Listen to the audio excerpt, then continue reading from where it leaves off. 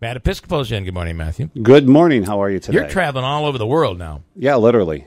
And you know, I know we're talking about you as one of the we call it an endorsement here, but I couldn't find anybody better to endorse than you. You're really great at what you do. Thank you. I appreciate that. And you helped. I mean, you'll come into a company, you'll work with them. Here you came to Town Square, and you worked with the sales department. Congratulations, by the way. See, they were a lot of fun. What is interesting, though, they wouldn't have you come and work with programming because they want us to be a hot mess. I'll work with you guys. That's what delivers ratings. Yeah. Is just, being all over the place, I guess. By the way, Matt just looked at you and said you're not telling the truth. No, not at all. So what do you think of this Scaramouche? Well, that's interesting, isn't it? I mean, he was just in and he's already out, but I have to believe that the general that came in probably said you're not in alignment with what my plans are. Yeah. I think that's what we're hearing is that and if there's anything, listen, I know there are those people that will never criticize the president ever. He's done nothing wrong. It is beautiful, cotton candy. Candy apples, joy and happiness going on at the White House. There is no controversy. There's no upheaval whatsoever. But I think that this what's his name? Kelly coming in. He's a military guy. Marine. I think he's all in. He's like, this is how things are going to run. If I'm going to do this, I got to be able to have control. And Trump has alluded to the fact that he supports the military, supports law enforcement. It's time to get more in that alignment, and if this is what the guy is going to do, I'm sure he's put his foot down and said, if you want me to do the job, this is how I have to do it. Yeah. What is your take on, I had a story earlier about New York City, talking with Peter Franklin, the Gabby Cabby, where police troopers have been assigned downstate in New York City, and it's caused a bit of controversy. I can understand why. Why do you see that? So I would love to know what their rationale was for doing that. Yeah. But as I see it, as an administrator, the governor's decision is, I believe. Exactly. To me, it doesn't make any sense, but maybe he has a better justification that I'm just not aware of. Yeah. But I can tell you, as being a commander in the sheriff's office, that was on a countywide basis. You're talking a statewide basis. The same thing.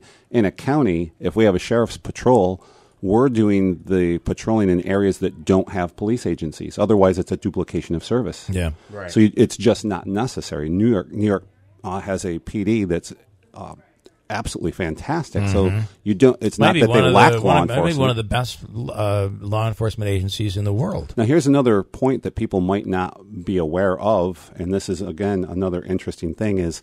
Let's just say that there is a village. A village many times will adopt the vehicle and traffic law as their local ordinance. So when they write a ticket, then the ticket comes to the village that writes the ticket versus to the state. Right. So in NYPD, let's just say a trooper goes in and writes a ticket that would go to the state, not the city.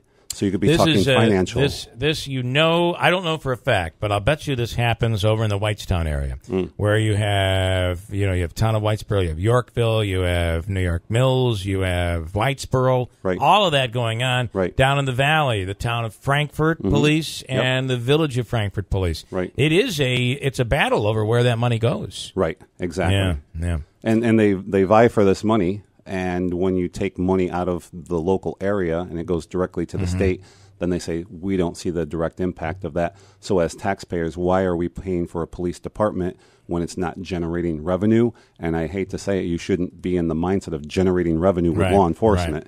But it comes down to dollars and cents ultimately in the end. Yeah.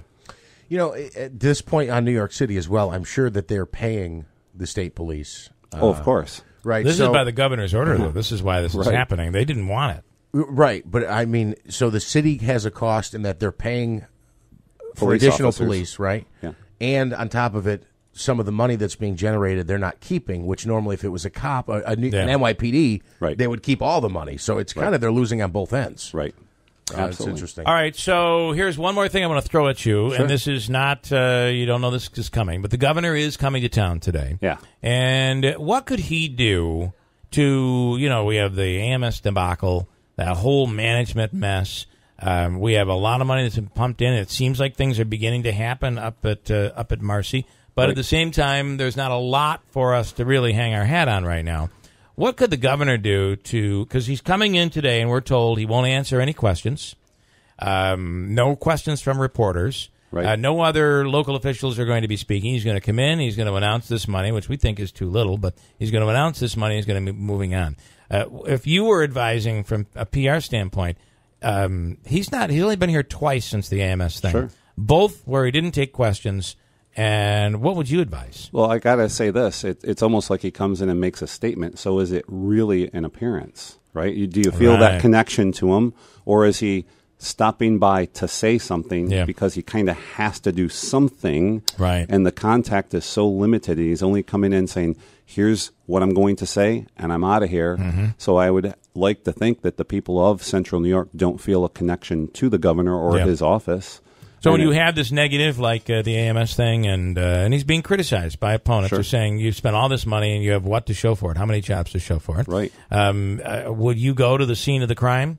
Would you go up to As a leader, you kind of have to. I think you kind of do. I think you got to face the music here. That's your responsibility, and that's the difference between a manager and a leader. Right. A leader is in it, whether you're doing well or bad, and you inspire and lead and say, I'm in the trenches with you. And when you look at the great leaders throughout history, they certainly were there. Absolutely. Yeah. Good or bad. Good or bad, they're there because they have to. So that's right. All right, Matt, if people want to contact you, let's say there's a business out there that would like to have training on location. Yeah, so how would they reach? They can call 877-525-1617 or go to my website, mattepiscopo.com. And I think it's on your website as well. They can see the information there. It is. And specifically, what kind of training are we talking about here? Yeah, so I break it down into 3 different kinds of training. So businesses can have me come on site, and I can do leadership, communications, all sorts of different things. Also presentations. The last guest that you just had in from the Boilermaker, I was talking to her in the green room, and she said, "Hey, Matt, I have a presentation coming up. I would love for you to help me with my presentation." You know, that kind of. So if people have presentation skills, I can help them with that. So, that's what I do. You had a story where we were doing what? I was reading just something this morning about how there was a group, they were going off to make a presentation in Albany, and again, very uneasy about, they wanted to go in with their best plan, their best foot forward, which you have to do, by the way. And associations have me come in to do keynote addresses at their conferences, but this particular association was going to Albany to negotiate with the lawmakers. And specifically what they were, it was for school lunches. And the schools specifically said, we want to partner with local farmers. We can bring the cost of the school lunch down, and we can make the meals much more healthy for the students. And they wanted to be able to get their message across to the lawmakers more effectively. So they had me come in and do a training with them so that they could make an effective presentation, and it worked fantastic. Hey, listen, you see it in advertising all the time. Somebody said, well, I tried that, and TV doesn't work. Well, no, TV works, but is your message spot on? Because that's really that's what it's all about. All right, Matt, good stuff. The website, so mattepiscopo.com.